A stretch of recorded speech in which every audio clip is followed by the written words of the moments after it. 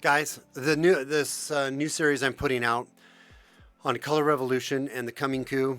I really hope if you guys don't listen to anything else I put out for a very long time, please listen to these videos and share them out. I'm going to do these in a consecutive order. I'm going to be putting out many videos in this next week all around this topic.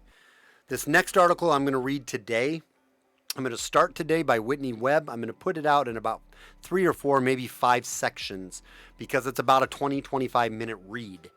And so I'm going to put it out in smaller sections. Please watch and listen to this because it's very important. Also, on a side note, please go check out sjgperspective.com and give me your email and follow me there on places to follow. There's links. Keep an eye on the website. There's going to be a lot of changes coming up in that soon. So jumping right in, I want to hit this article. This article comes, like I said, from Whitney Webb, okay? I have a lot of respect for Whitney. She is a nonpartisan, but man, she's very, very smart, and she's a journalist that actually digs down deep and does the research and is undeniable, right, on a lot of the information she puts out there. So big shout out to Whitney Webb. And I'm going to read this article. I'm going to give you my thoughts, and these articles will go piece by piece on talking about the coming color revolution. So we'll call this part 1. You'll see however I label them. I label them how I label them when I put them up. So anyways, let's jump in. Bipartisan Washington insiders reveal their plan for chaos if Trump wins the election.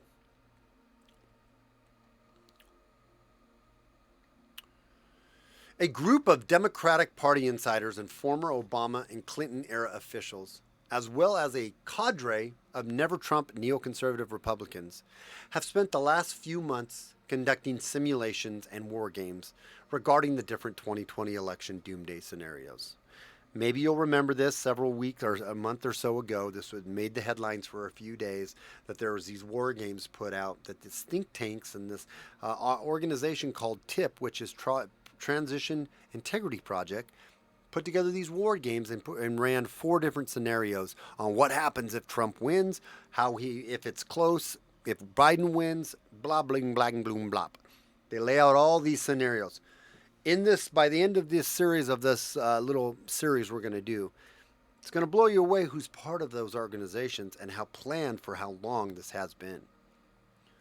Per several media reports on the group, called the Transition Integrity Project, they justified these exercises as specifically preparing for a scenario where President Trump loses the 2020 election and refuses to leave office. I think if he lost, he'd be damn ready to get out of there, potentially resulting in a constitutional crisis. So what they're trying to tell us is we are so integritable. I mean, it's in our name, for crying out loud, right? The Transition Integrity Project. What we're wanting to do is we're wanting to make sure there's not a constitutional crisis. So let's war game out this in case that big bad orange man tries to stay in the office. However, according to TIP's own documents, even their simulation involving a clear win for Trump in the upcoming election resulted in a constitutional crisis. Weird. As they predicted that the Biden campaign would make bold moves aimed at securing the presidency regardless of the election results. And you can find this on their own documents. I'm going to put these links in the description. Please go and download them to your computer. Don't just read them on the computer, download them to your computer. Because my guess is in a year or two, these are going to be memory hold. But here's the whole summary of the TIP Transition Integrity Project. I encourage you go and read it and download it. This is particularly troubling given that TIP has considerable ties to the Obama administration. But wait a minute, it's bipartisan. We'll get to that. Where Biden served as vice president. Well, kind of. As well as several groups that are adamantly pro-Biden, in addition to Biden campaign itself. These are all who are part of the TIP, right? The Transition Integrity Project. Indeed, the fact that a group of openly pro-Biden Washington insiders and former government officials have gamed out scenarios for possible election outcomes and their aftermath all of which either ended with Biden becoming president or a constitutional crisis. This goes back to the threats, the veiled threats that have been made by Kamala Harris and many of those on the DNC. You either elect Biden president, or we're going to have a lot of riots, and we're going to have a lot of unrest, and we're going to make all your lives a living motherfucking hell if you don't elect Biden. Because we don't want Trump in there anymore, and we will blackmail you and get you out in whatever ways we can because we're in control. Don't think your vote's in control. We're in control. Ultimately, it's what they're saying without directly saying that. It says, though, all of this, which either ended with a Biden becoming president or a constitutional crisis, suggests that the powerful forces influencing the Biden campaign are pushing the former vice president to refuse to concede the election, even if he loses. This, of course, gravely undercuts the TIP's claim to be ensuring integrity. How can we doubt them? It's in their name. It's Transition Integrity Project. Whatever the Democrats and the DNC and the left tell you, I promise you, it's the exact opposite. It's a mere reflection of that. If they say they love black people, it's because they really don't love black people. If they say they want to lower taxes for the middle Americans, it's really because they don't give a crap about the lower American or middle class Americans. If it's because they say we care about inclusion, it's because really they are not very inclusive. Whatever it is they tell you, it's exactly the opposite. So, reading this article again, or paragraph, this, of course, gravely undercuts the TIP's claim to be ensuring integrity in the presidential transition process, and instead suggests that the group is openly planning on how to ensure that Trump leaves office regardless of the results, or to manufacture the very constitutional crisis they claim to be preventing through their simulation. Such concerns are only magnified by the recent claims made by 2016 Democratic presidential candidate and former Secretary of State Hillary Clinton that Biden should not concede under any circumstances. Hillary says, I think this is going to drag out, and eventually I do believe he will win if we don't give an inch, and if we are as focused and relentless as the other side is.